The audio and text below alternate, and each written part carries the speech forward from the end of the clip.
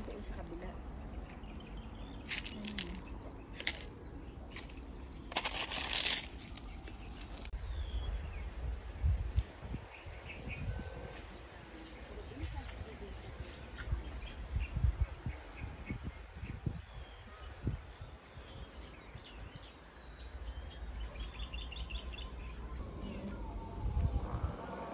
Ay, andito kami sa San Miguel, Bulacan, sa ano ng ate ko, farm niya. Ito ang aming kaulam-ulaman. Meron pa kaming jimbulag, pampagana, ayun. O, asan yung mangga? Ayun, ang mangga, ayun. Ayun ako, may fly pa.